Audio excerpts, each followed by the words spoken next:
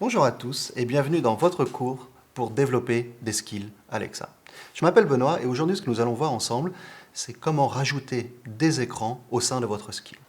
Alors bien sûr, lorsque l'on dit écran, cela va être sur l'ensemble des devices, donc des appareils qui possèdent un écran, comme par exemple un Echo Show ou bien un Echo Spot.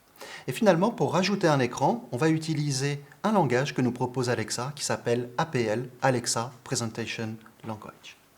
Dans cette première partie, et oui, vous allez avoir deux parties, vous êtes chanceux concernant APL, nous allons découvrir les basiques, à savoir comment créer un template et le rajouter au sein de votre skill. Une skill est avant tout une expérience vocale, c'est ce que l'on appelle Voice First. Il existe maintenant des devices compatibles avec Alexa qui possèdent un écran. Et depuis notre skill, nous allons avoir la capacité d'accéder à cet écran pour renvoyer des visuels. C'est l'objectif lorsque l'on va utiliser APL, Alexa Presentation Language. Il y a un certain nombre d'étapes à respecter dans un ordre prédéfini pour bien s'assurer que les templates que l'on définit pourront être pris en compte sur l'appareil qu'a utilisé un utilisateur. Donc première étape, on va se rendre dans notre skill Joyeux anniversaire et sur cette skill-là, on va s'assurer que l'on va mentionner à Alexa que dans notre skill, nous souhaitons utiliser APL. Donc pour ce faire, on va aller dans Interface. Et dans Interface, donc là c'est la liste des interfaces qui liste les différentes capacités que propose Alexa par rapport aux appareils existants. Il y a notamment la capacité, donc l'interface Alexa Presentation Language. Donc on l'active. Et une fois qu'on l'active, on va aussi sélectionner Echo Show 5 parce que l'on aura envie de tester en utilisant un Echo Show 5, mais aussi parce que lorsqu'on va tester avec une vraie device, on va utiliser un Echo Show 5. Donc cette modification, on va l'enregistrer et on vient de réaliser la première étape pour pouvoir utiliser APL. La deuxième étape pour pouvoir utiliser APL, bien sûr, c'est de fournir un template et ce template va correspondre au visuel que l'on souhaite montrer à nos utilisateurs. Pour créer ce visuel, soit vous le créez à la main, ce que je ne vous le conseille pas, il s'agit d'un fichier JSON, soit vous dites finalement, pour écrire ce fichier JSON, je vais utiliser un outil que me propose Alexa, à savoir l'outil d'édition qui est disponible directement en cliquant sur le lien Display. Donc une fois que vous avez cliqué sur le lien Display, vous allez arriver toujours sur la console développeur Alexa dans ce que l'on appelle Multimodal Display, donc l'outil d'édition APL. Nous, ce que l'on va faire ici, c'est qu'on va commencer un template depuis le début pour voir les différentes parties que compose ce document APL. Donc on va commencer par faire un Start from Scratch. Donc une fois qu'on a fait Start from Scratch, on va commencer par venir copier les documents nécessaires. Donc on va déjà prendre notre template. Ce template-là, on va venir le mettre en tant que document APL, et ensuite on rentrera dans le détail. Et ce document est associé à une data source. C'est là où se trouvent les différentes informations de notre logique, ce que l'on appelait différentes informations métiers, que l'on souhaite rendre à l'écran, non pas le layout en particulier. Et donc là, on vient de rajouter et notre document, donc dans la section APL, ainsi que les données que l'on souhaite afficher dans le layout correspondant à notre document APL. Finalement, lorsqu'on regarde APL, depuis le début je dis APL, APL, APL, mais c'est composé de quoi? En fait, APL, c'est un ensemble de composants qui va vous permettre de créer l'écran que vous souhaitez en ayant le layout que vous souhaitez. Typiquement, lorsqu'on regarde ces composants, donc sur la droite de l'écran, on va pouvoir voir qu'il y a des containers, des images, des textes, aussi la capacité de pouvoir toucher une device avec écran, donc un touch wrapper, et ainsi un certain nombre d'autres composants. Donc ces différents composants vont former votre template APL. Si on regarde en se mettant sur GUI, le document que l'on vient de copier-coller, c'est bien un template. Dans ce template-là, on a un container qui contient un certain nombre d'autres composants, donc une image ainsi qu'un autre container, qui va constituer l'ensemble de notre document. Maintenant, de manière plus concrète, si on regarde le document que l'on vient de copier, donc ce fameux fichier JSON. Premier élément, c'est de voir les différentes sections disponibles. L'écran que vous voyez à l'écran, donc joyeux anniversaire, vous n'avez pas encore dit votre date de naissance, correspond à ce qui est disponible dans Main Template. C'est ce que sera rendu sur l'écran de l'utilisateur. Donc c'est les différents items que vous voyez ici. La donnée, telle que vous le voyez, au lieu de la rajouter directement dans le document, ce que l'on a fait, c'est qu'on a utilisé un fichier de data. C'est une possibilité, à savoir c'est optionnel, c'est pas obligatoire, mais généralement c'est plutôt recommandé. Donc les différentes données, comme vous pouvez le voir, joyeux anniversaire, le titre vient de ce fichier-là. Maintenant, si on retourne dans APL, d'autres éléments existent. D'autres éléments comme par exemple des imports. Typiquement, Alexa va vous proposer des librairies qui vont vous permettre d'avoir soit des layouts, soit des composants qui vont vous permettre de modifier directement votre template APL tant bien au point de vue style qu'au point de vue profil qui sont définis par Alexa. Layout, cela correspond à quoi? Cela correspond au fait que lorsque l'on crée un écran, finalement ce visuel-là, on aura peut-être envie de l'utiliser une fois, deux fois, trois fois. Et donc au lieu de copier plusieurs fois le même layout au sein de la section Main Template, ce que l'on va faire, c'est que ce layout-là, on va le créer en tant que Layout Custom dans la section Layout. Donc on va créer ici un launch screen.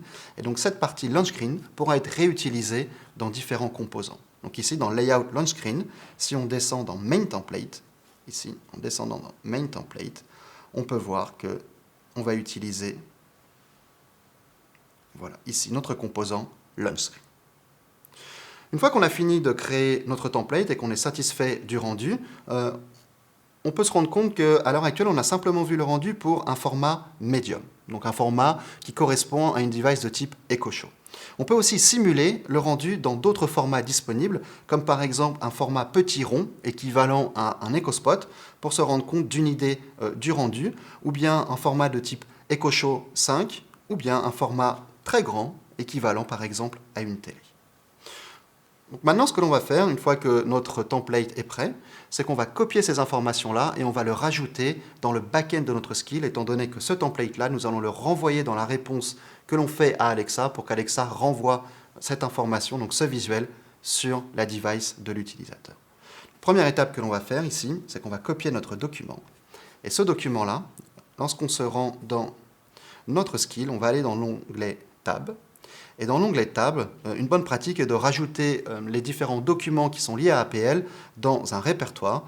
Et donc ce répertoire-là, en fait, on va l'appeler document.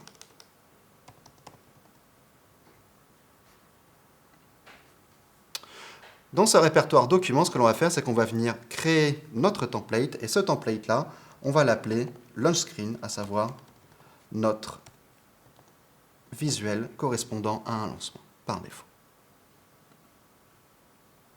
Une fois que nous avons créé ce document, on va venir copier son contenu. Et pour la data, le data JSON, en fait, nous n'avons pas besoin de le copier étant donné que nous allons le générer dans notre code. Maintenant aussi, ce que l'on va faire, c'est on va rajouter ici un visuel. Et dans le visuel, il va y avoir un certain nombre de textes qui seront disponibles à l'écran. Et ces textes-là, on veut bien s'assurer qu'ils soient localisés. Donc ce que l'on va faire, c'est qu'on va aller dans notre fichier de localisation. Et dans le fichier de localisation, on va venir le mettre à jour pour récupérer les différentes chaînes que l'on souhaite rajouter. Hop, on vient modifier ce fichier-là. Donc une fois qu'on a fait l'ensemble des modifications liées à la localisation, on va regarder sur les différents handlers que l'on propose les modifications nécessaires pour rajouter APL. Lorsque l'on va rajouter APL, ça va nous rajouter un certain nombre de lignes de code. Donc pour s'assurer d'avoir un code qui est maintenable et pour une meilleure lisibilité, ce que l'on va faire, c'est qu'on va créer un nouveau fichier et ce nouveau fichier va correspondre à l'ensemble des handlers de notre backend. Donc ici, ce que l'on va faire, c'est qu'on va créer le fichier handlers.js. Et dans ce fichier handler.js, on va venir récupérer la dernière version correspondant à nos handlers. Donc cela veut dire quoi? Cela veut dire qu'après, dans le fichier index, on viendra enlever l'ensemble des handlers définis et on référencera le fichier handler.js.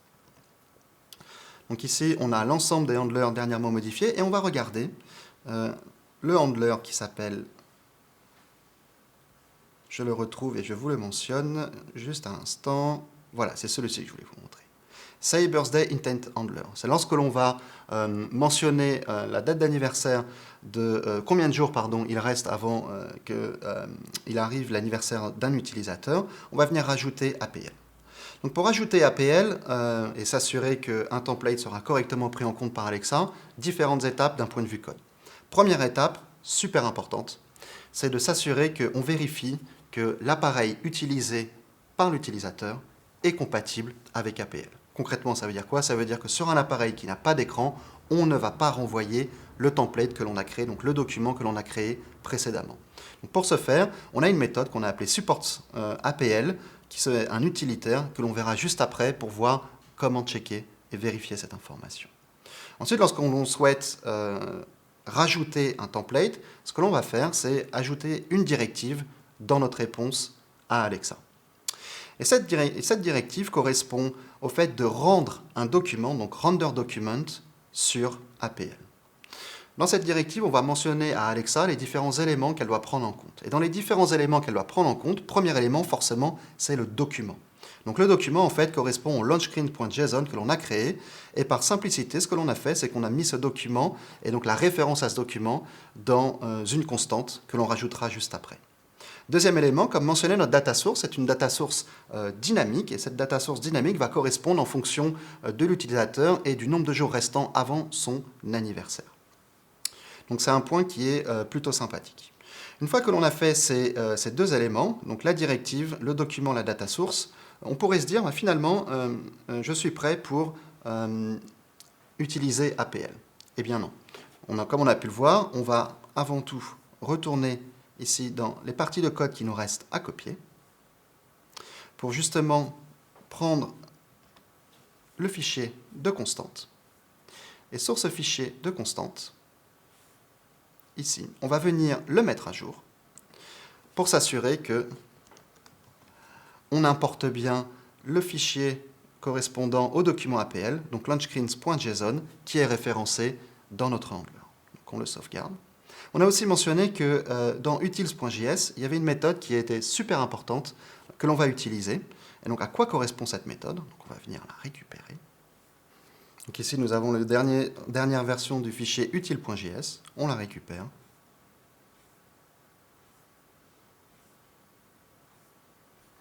Et on va venir la modifier. Donc l'idée, en fait, ici, c'est de bien s'assurer que la device qui est utilisée par tout à chacun, donc un utilisateur de votre skill, est bien une device avec écran. Donc pour ce faire, dans la requête qui est envoyée par Alexa, dans le contexte correspondant à la device, il y a une propriété qui s'appelle Supported Interface, qui va lister l'ensemble des capacités, donc des interfaces que supporte l'appareil utilisé. Et donc si cet appareil supporte alexa.presentation.apl, eh bien dans ce cas-là, cela veut dire que vous pouvez renvoyer cette directive de rendu de document APL. Donc là, on peut se dire, on a fait toutes les modifications dans notre code, on est plutôt content. Il nous reste simplement ici, dans le fichier d'index, de s'assurer qu'on récupère bien notre dernière version. Donc on va venir récupérer notre dernière version de notre fichier index. Hop. Qui du coup devient beaucoup plus light, étant donné que toute la logique correspondant au handler ont été déportées dans le fichier handler.js. Donc ici, hop, on vient sauvegarder cette dernière version du fichier index.js. Ici, on peut voir, on a mis le handler et on a bien référencé l'ensemble des différents handlers. Donc d'un point de vue code, là, je pourrais dire qu'on est à peu près complet. Pourquoi je dis simplement à peu près complet? Étant donné que ici, dans notre document, ce que l'on souhaite, c'est aussi afficher des images. Vous avez pu le voir dans l'outil d'édition, nous n'avons pas vu d'image, étant donné que lorsque ici, on se met sur notre document, et ensuite ici, on veut regarder sur l'image, finalement, pour le logo, nous n'avons pas mentionné d'URL. Ces URL-là, en fait, vont correspondre à des images. Ces images vont venir d'un hébergement, d'un hosting que l'on va faire sur Amazon S3 en utilisant le bucket qui nous est fourni par Alexa Hosted. Cela veut dire quoi? Cela veut dire qu'avant tout, il faut s'assurer que l'ensemble des images que l'on va utiliser sont bien disponibles sur notre bucket. Donc pour faire cette opération, on va cliquer toujours dans l'onglet Code en bas à gauche sur Media Storage S3. Et en cliquant sur Media Storage S3, ici on va arriver sur la partie Média de notre bucket. Et sur la partie Média de notre bucket, ce que l'on va faire, c'est qu'on va venir faire un upload de l'ensemble des images que l'on souhaite utiliser. Donc on va faire Ajout de fichier. Ajout de fichier ici, j'ai l'ensemble d'images que je souhaite utiliser dans ma skill. Je vais les rajouter et je vais dire Upload-moi l'ensemble de ces fichiers. Donc là, l'upload est en train de se faire.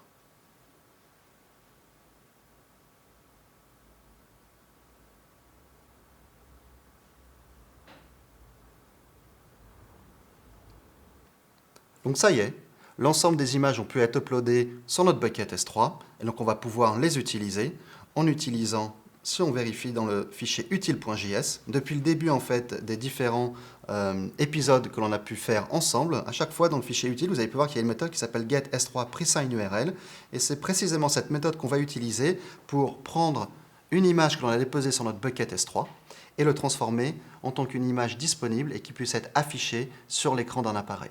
Pour la simple et bonne raison que lorsque vous utilisez le stockage Amazon S3 qui vous est fourni par Alexa Hosted, l'ensemble des ressources sont privées. Et donc pour les rendre publiques en utilisant Amazon S3, la technique est de pouvoir générer des URL présignés qui expirent forcément, donc c'est-à-dire que vous ne pouvez pas faire au-delà de 1 minute maximum. Donc là, l'ensemble de nos modifications sont prêtes. On va déployer notre code et une fois que le déploiement aura été terminé, nous allons pouvoir tester notre skill. Maintenant, on va se rendre dans l'onglet Test. Donc dans l'onglet Test, typiquement, pour pouvoir tester sur un device, il suffit simplement de mentionner « Ouvre joyeux anniversaire ». Cocorico Benoît, aujourd'hui, vous avez 39 ans. C'est aussi l'anniversaire de Pinuccio Ardia, Jamia Simone Nash, Rekatapa, Hector de Malba et Dombaki. Si vous souhaitez changer votre date de naissance, dites simplement enregistre mon anniversaire ou bien dites-moi directement votre date de naissance. Quel est votre choix? Donc ici, ce que l'on peut voir, c'est que lorsque l'on teste depuis le simulateur Alexa, par défaut, vous avez la checkbox Device Display qui est activée. Et donc cela veut dire quoi? Cela veut dire que vous allez pouvoir tester le rendu de votre document APL. Donc nous ici, on le met sur un message, donc le Say Birthday. Et donc on peut bien voir ici qu'on a le titre, on a l'image que l'on a rajoutée sur Alexa Hosted, ainsi que l'âge correspondant au prochain anniversaire que je vais avoir. Et de cette manière-là, vous allez pouvoir tester directement le rendu de vos templates. Ça, c'est lorsque vous testez sur un Medium Hub, à savoir un équivalent d'un Echo Show. Maintenant, si vous souhaitez tester aussi sur un autre type de device, en tout cas un autre type d'écran comme un Small Hub, eh bien dans ce cas-là, il suffit de sélectionner le fait de vouloir tester sur un écran équivalent à EchoSpot. Donc là, cela va automatiquement fermer la session de la skill. Et donc, il suffit de rouvrir la session de la skill en disant « Ouvre joyeux anniversaire ».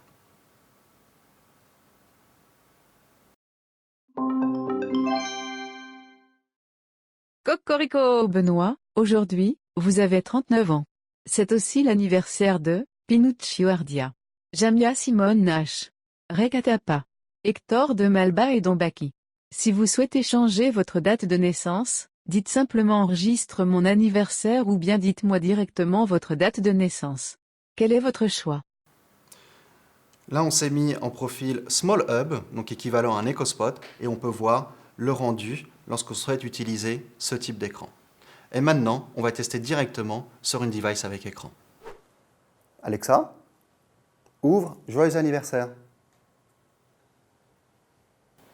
Benoît, il vous reste 59 jours avant d'avoir 39 ans. Si vous souhaitez changer votre date de naissance, dites simplement enregistre mon anniversaire ou bien dites-moi directement votre date de naissance. Quel est votre choix? Enregistre mon anniversaire. Quel jour êtes-vous né? Le 23 août. Vous êtes né le 23 août de quelle année? 1980. Voulez-vous enregistrer le 23 août 1980 comme votre date de naissance? Oui.